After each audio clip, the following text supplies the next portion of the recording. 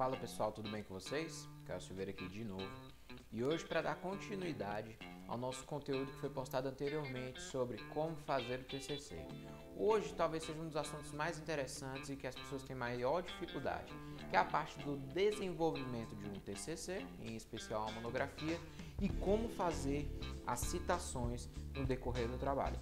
Bom, verifique se você está inscrito nesse canal, se tem curtido nossas publicações, comentado, participe também dos comentários, pois isso ajuda muito no engajamento do nosso canal e levar mais conteúdo a mais pessoas possíveis. Beleza? Vamos dar continuidade então. A maior dificuldade que nós temos é na hora de desenvolvimento não colocar palavras de outras pessoas, no caso que é o conhecido como plágio, e como fazer um bom desenvolvimento, rico em conteúdo, sem copiar de outras pessoas. E ainda assim tem as dificuldades da citação. O que muitas pessoas fazem perdendo tempo é ler diversos livros para depois que leu muito, tentar extrair todo aquele conteúdo e reproduzir. Só que nossa memória é muito rápida. A gente lê em um momento, daqui 5 minutos a gente esquece.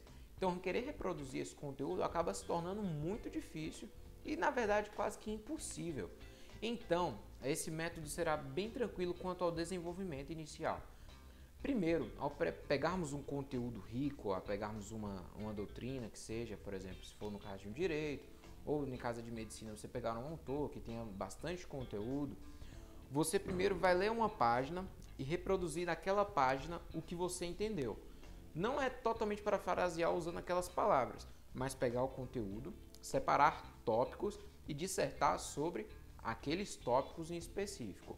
Por exemplo, se a gente está escrevendo uma monografia sobre direito ao esquecimento, que é a possibilidade de requerer junto ao juízo, que seus atos passados sejam excluídos do rol de crimes ou de algo que você tenha feito, tanto no civil quanto no criminal. Se nós pegarmos o direito ao esquecimento, nós vamos ler mais ou menos isso, verificaremos que lá tem sobre direito à vida privada, que tem o direito à intimidade.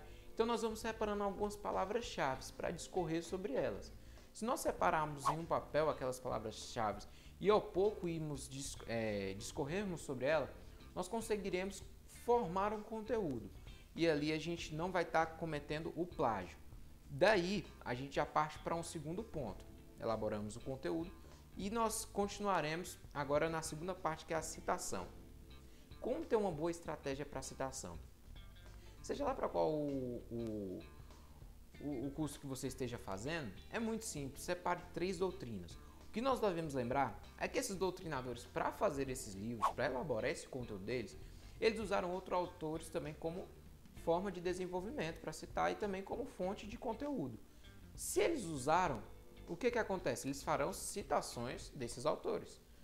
Nós simplesmente faremos o seguinte: nós usaremos as palavras daquele autor que a gente está utilizando e nós verificaremos as citações que eles fizeram.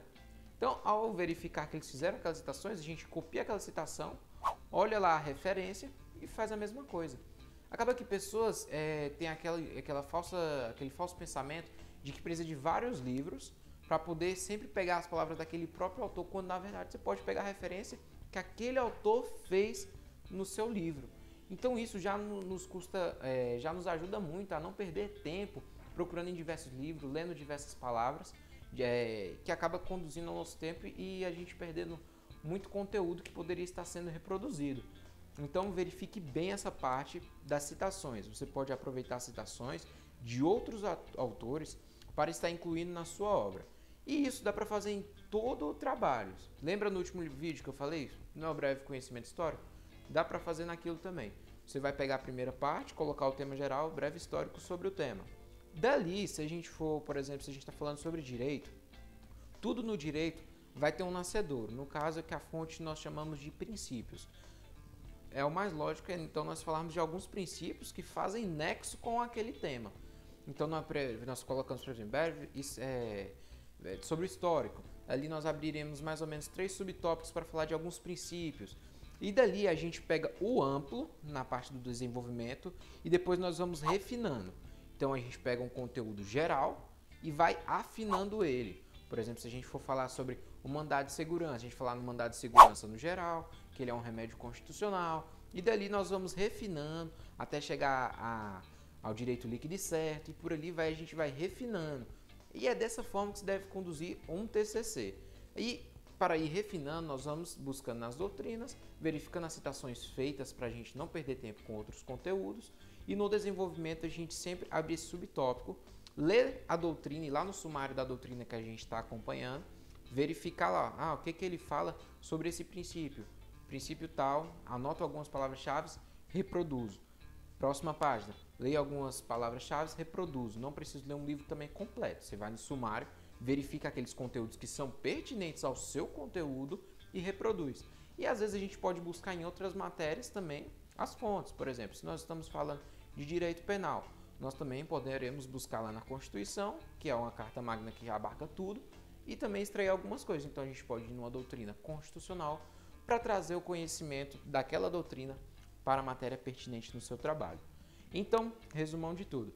No desenvolvimento, você vai sempre ler as páginas do autor de referência, separa no máximo 3, anota algumas palavras-chave, reproduz.